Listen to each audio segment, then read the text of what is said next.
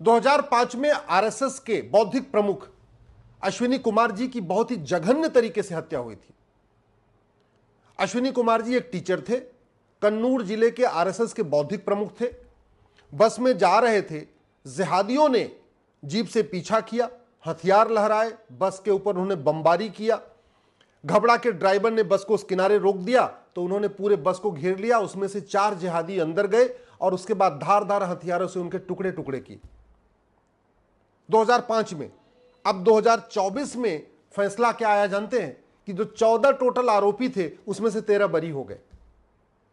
14 जो आरोपी थे उसमें से 4 के ऊपर तो यह था कि भाई वो अंदर बस के गए, बाकी 10 के ऊपर आरोप था। उन्होंने बस को घेरा, बस पे बम फेंका, हथियार लहराए, सबको डराया। उसमें से कुछ के ऊपर आरोप था कि उन्होंने बम खरीदे थे, कुछ के ऊपर आरोप था उन्होंने बम बनाए थे, कुछ के ऊपर था पूरी साजिश किया था, कुछ के ऊपर आरोप था कि उन्होंने अश्विनी कुमार जी की रेकी किया था। कई दिनों से लगातार उनको देखते रहते थे वो कब कहां जाते हैं, क्या करते हैं, सब कुछ हुआ। और कोर्ट ने 14 में से 13 को बरी कर दिया। केवल एक व्यक्ति को सजा हुई है, वो भी अभी डिस्ट्रिक्ट कोर्ट से हुई है। अब वो हाई कोर्ट चला जाएगा, 10 साल मामला हाई कोर्ट में चलेगा। अगर वहां से भी सजा हो गई कंफर्म, फिर वो सुप्रीम कोर्ट आएगा। सुप्रीम कोर्ट में बड़े बड़े दिग्गज वकील यहां बैठे हुए हैं उनको बचाने के लिए, जिहादियों को, और फिर मामला 10 साल सुप्रीम कोर्ट में भी चलेगा। तो 2005 में हत्या हुई, 2024 में डिस्ट्रिक्ट कोर्ट का फैसला, 10 साल के बाद 2034 में हाई कोर्ट का फैसला, फिर उसके बाद 10 साल के बाद 2044 में सुप्रीम कोर्ट का फैसला। यह है घटिया कानून का दुष्परिणाम। यह है उस सड़ी हुई न्यायिक व्यवस्था का दुष्परिणाम, जिसको मैं बार बार कहता हूं, जब तक कानून नहीं बदलेगा तब तक यहां पे अराजकता खत्म नहीं होगी। जब तक कानून नहीं बदलेगा तब तक जिहाद नहीं खत्म होगा, धर्मांतरण नहीं रुकेगा, घुसपैठ नहीं रुकेगी।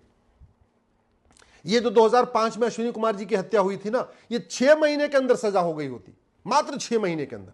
जिन 14 के ऊपर आरोप था उन 14 को पकड़ लेते, उन 14 को उनका नार्को टेस्ट कर लेते, पॉलीग्राफ टेस्ट कर लेते, ब्रेन मैपिंग कर लेते, और ये नार्को पॉलीग्राफ ब्रेन मैपिंग का रिजल्ट 3-4 दिन के अंदर आ जाता है। मान लो 14 आरोपी थे, उनका एक दिन में एक का होता तो भी 14-15 दिन के अंदर सबका टेस्ट हो जाता, महीने भर के अंदर सबका रिजल्ट आ जाता। और फिर क्या जरूरत है इसमें से 85 गवाह ले आने की? क्या जरूरत है? 85 गवाह पेश किए, इसके बाद भी 14 में से 13 छूट गए। जबकि नार्को पॉलीग्राफ ब्रेन मैपिंग होता तो 14 की 14 को सजा हो जाती। वो खुद ही एडमिट कर लेते कि हाँ हमने ये कहा, ये कहा, ये कहा। लेकिन दुख इस बात का है, आज तक नार्को पॉलीग्राफ ब्रेन मैपिंग कानून बना ही नहीं। झूठ बोलना गंभीर अपराध नहीं है। ये जो 14 जिहादी थे, इन्होंने अपने पक्ष में भाड़े पे पैसा दे दे के खूब गवाह इकट्ठा कर ली। कोई कह रहा था नहीं ये तो वहां थे ही नहीं, ये तो हमारे घर में थे, कोई कह रहा ये तो हमारे घर में, कोई हमारे घर में। क्यों झूठ बोलते हैं? झूठी गवाही जानते हैं क्यों होती है? क्योंकि झूठ बोलना गंभीर अपराध नहीं। अमेरिका में, सिंगापुर में, जापान में, इन देशों में कोई झूठी गवाही नहीं देता, क्योंकि झूठी गवाही देने पे 10 से 20 साल सजा होती है। इन जिहादियों ने जो झूठे गवाह इकट्ठा किए, क्यों? क्योंकि भारत में झूठ बोलना अपराध नहीं है।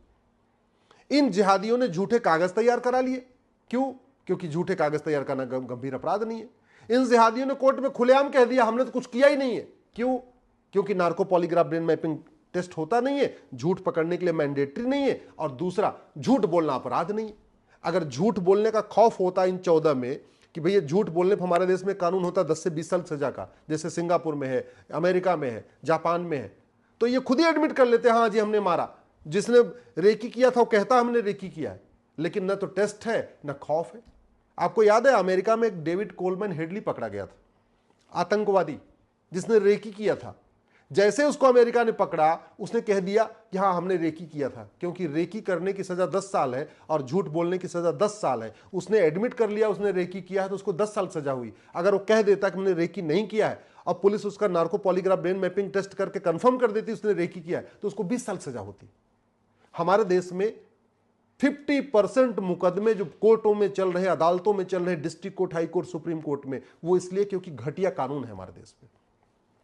झूठी शिकायत गंभीर अपराध नहीं है, झूठी गवाही करना गंभीर अपराध नहीं है, झूठी जांच करना गंभीर अपराध नहीं है। इस विषय में कोर्ट ने खुद ही कहा है कि पुलिस ने जानबूझकर झूठी जांच किया है, पुलिस ने ठीक से जांच नहीं किया है। अब स्वाभाविक सी बात है, पुलिस उन ठीक से जांच क्यों नहीं किया? क्योंकि कहीं न कहीं उन जिहादियों को बचाने का पुलिस के ऊपर दबाव रहा होगा। अब अगर दबाव रहा होगा, अगर यह होता कि झूठी जांच करना गंभीर अपराध है, तो कोई चाहे इंस्पेक्टर हो, चाहे हवलदार हो, चाहे थानेदार हो, चाहे डिप्टी एसपी हो, चाहे एसपी, वो झूठी जांच नहीं करेगा। अभी तो क्या हुआ, उसने झूठी जांच कर दिया, उसका काम खत्म, उसको कुछ हुआ ही नहीं है। झूठी जांच करने में कोई खौफ ही नहीं है कि अगर मैं झूठी जांच करूंगा तो मेरी नौकरी जाएगी, मुझे सजा होगी, तो झूठी जांच हो जाती है। झूठा एफिडेविट फाइल हो जाता है, क्योंकि झूठा एफिडेविट फाइल करने का कोई अपराध नहीं। जो हत्या करता है, बलात्कार करता है, इन जिहादियों ने हत्या किया, उन्होंने कह दिया हमने तो कुछ किया ही नहीं। क्यों? क्योंकि कोर्ट में झूठ बोलना अपराध नहीं है। तो न झूठी शिकायत अपराध है, न झूठा एफआईआर अपराध है, न झूठी जांच अपराध है, न चीटिंग करना गंभीर अपराध है, न फ्रॉड करना गंभीर अपराध, न फोर्जरी करना गंभीर अपराध है। तो मुकदमों की संख्या तो बढ़ेगी बढ़ेगी। भारत में 50% मुकदमे झूठे इसी घटिया कानून के कारण चल रहे हैं। भारत में जजों की संख्या बढ़ाने की जरूरत ही नहीं है, कोर्ट की संख्या बढ़ाने की जरूरत ही नहीं है। मैं कह रहा हूं 50% मुकदमे अपने आप विड्रॉ हो जाएंगे केवल जिस दिन हमने झूठ के खिलाफ कठोर कानून बनाया, जिस दिन हमने झूठा आधार बनाने को, फर्जी राशन कार्ड, फर्जी ड्राइविंग लाइसेंस, फर्जी वोटर आईडी, फर्जी बर्थ सर्टिफिकेट, फर्जी फिटनेस सर्टिफिकेट, इसको बनाने और बनवाने को गंभीर अपराध कर दिया। 50% मुकदमे खत्म। मुकदमे संख्या क्यों बढ़ रही है? लोग फर्जी वसीयत बनवा लेते हैं, फर्जी विरासत बनवा लेते हैं, फर्जी जो है एज अपना आयु प्रमाण पत्र बनवा लेते हैं, फर्जी अपना राशन कार्ड बनवा लेते हैं, फर्जी अपना निवास प्रमाण पत्र बना लेते हैं, फर्जी अपना जन्म प्रमाण पत्र बना, सब कुछ तो फर्जी बनवा लेते हैं। और हो क्या रहा है? उसके चक्कर में बाद में फर्जी डॉक्यूमेंट के सहारे मुकदमा 20 साल 30 साल 40 साल चलता रहता है। झूठ बोलना गंभीर अपराध हो जाए तो बीबी भी अपने शौहर के लिए झूठी गवाही नहीं करेगी। ये जो 14 में से 13 छूटे हैं, जानते हैं इसका मूल कारण क्या है? कि ये जो 13 छूटे हैं, इनके चाचा भाई मौसा फूफा आके झूठी गवाही दिए होंगे, इनकी बीबी ने झूठी गवाही दिया होगा, इनके बच्चों ने झूठी गवाही दिया होगा, उनके बाप ने झूठी गवाही दिया होगा। और झूठी गवाही क्यों दिया? क्योंकि झूठी गवाही देना गंभीर अपराध है ही नहीं भारत में। आप जज के सामने हाथ रख के, कोर्ट के सामने आप झूठ बोल सकते हो, लेकिन कुछ सजा मिलेगी नहीं। भारत में लाखों लोगों की हत्या हो रही है, मुकदमे लंबे चल रहे हैं, कानून का खौफ नहीं पैदा हो रहा है क्योंकि कानून घटिया है। मैं गारंटी के साथ कहता हूं, भारत की अगर पुलिस व्यवस्था सुधर जाए, न्यायिक व्यवस्था सुधर जाए, प्रशासनिक व्यवस्था सुधर जाए, ये जो गुलामी वाला चल रहा है ना, भारत में रामराज्य आ जाएगा। और ये काम मैं करके दिखा सकता हूं। मैं ऐसी व्यवस्था स्टैब्लिश कर सकता हूं कि कोई भी मुकदमा 1 साल से ज्यादा चलेगा, मैक्सिमम 1 साल। मैं ये भी स्टैब्लिश करता हूं कि फर्जी मुकदमे आने बंद हो जाएंगे। मैं ये भी कर सकता हूं कि 50% मुकदमे कोर्ट के अपने आप विड्रॉ हो जाएंगे। जिसने झूठी शिकायत, झूठी गवाही दिया, वो अपने आप हलफनामा देके कहेगा कि भैया हमसे गलती हो गई, हम गवाही वापस लेते हैं, हमने झूठा कागज लगा दिया, हम अपनी गवाही वापस लेते हैं। भारत में राम राज्य आ सकता है, भारत में कानून का खौफ पैदा हो सकता है। 80% अपराध 1 साल के अंदर खत्म हो जाएगा। 80% भ्रष्टाचार 1 साल के अंदर खत्म हो जाएगा। 80% घुसपैठिए खुद यहां से भाग जाएंगे, चाहे वो बांग्लादेशी है चाहे रोहिंग्या है। 80% जिहाद खत्म हो जाएगा। 80% धर्मांतरण खत्म हो जाएगा, चाहे वो मिशनरी हो चाहे जिहादी जो धर्मांतरण करते हैं। मैं गारंटी के साथ कहता हूं भारत छोड़ के भाग जाएंगे। लेकिन कानून बनाना पड़ेगा। मैं ऐसा कानून बना सकता हूं। मैं जो सड़कों पे अवैध निर्माण हो रहा है ये बंद हो जाएगा, लेकिन अवैध निर्माण के खिलाफ कठोर कानून बनाना पड़ेगा। ये घूसखोरी, कमीशनखोरी, जमाखोरी, मिलावटखोरी खत्म हो जाएगी। कटमनी, तोलाबाजी, हवालाबाजी खत्म हो जाएगी। ये नशा तस्करी खत्म हो जाएगी। 80% नशा तस्करी मैं 1 साल के अंदर खत्म कर सकता हूं, जो हमारी यंग जनरेशन बर्बाद हो रही है। लेकिन कानून बदलना पड़ेगा। मानव तस्करी, गरीब बच्चों का अपहरण हो जाता है, उनके माता पिता रोते चिल्लाते रहते, कुछ नहीं होता।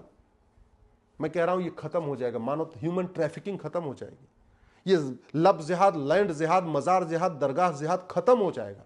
जैसे दुबई में कुछ नहीं है, सिंगापुर में कुछ नहीं है, अमेरिका में कुछ नहीं, ये सब खत्म हो जाएगा। जो हम बार बार कहते हैं ना कलयुग आ गया, ये कलयुग भारत में ही है। ये दुबई में कलयुग नहीं है, ये सिंगापुर में कलयुग नहीं है, अमेरिका में कलयुग नहीं है, रूस में कलयुग नहीं है, डेनमार्क में कलयुग नहीं है, न्यूजीलैंड में कलयुग नहीं है, ऑस्ट्रेलिया में कलयुग नहीं है। ये कलयुग भारत में है कलयुग, क्योंकि यहां कानून घटिया है। मैं गारंटी के साथ कहता हूं 1 साल के अंदर भारत में सतयुग ला सकता हूं। 1 साल के अंदर भारत में सतयुग आ जाएगा। बस कानून बदलना पड़ेगा। यूनिफॉर्म पुलिस कोड लागू करना पड़ेगा, यूनिफॉर्म जुडिशियल कोड लागू करना पड़ेगा, यूनिफॉर्म एडमिनिस्ट्रेटिव कोड लागू करना पड़ेगा, एक यूनिफॉर्म एविडेंस कोड लागू करना पड़ेगा, पुलिस चार्टर लागू करना पड़ेगा। हर हालत में आपको मुकदमे इतने इतने दिन के अंदर आपको जांच कंप्लीट करनी है, जुडिशियल चार्टर लागू करना पड़ेगा, जजों की रिस्पॉन्सिबिलिटी अकाउंटेबिलिटी तय करना पड़ेगा, और जो जज बार बार पैसा लेकर गलत फैसला देगा उसको जेल में डालना पड़ेगा। मैंने कहा ना, कानून के जरिए हर समस्या का समाधान हो सकता है। कानून बना के भारतीयों को जो झूठ बोलते हैं उनको ईमानदार बनाया जा सकता है, लेकिन कानून बदलना पड़ेगा। अगर मेरी बात ठीक लग रही हो, इस वीडियो को अधिक से अधिक शेयर करिएगा। और आगे क्या करना चाहिए मैंने आपको बता दिया कि कानून बदलना ही पड़ेगा। उसके लिए मुझे अब क्या करना है, मुझे भी अब आप सलाह दीजिए कि मैं क्या करूं।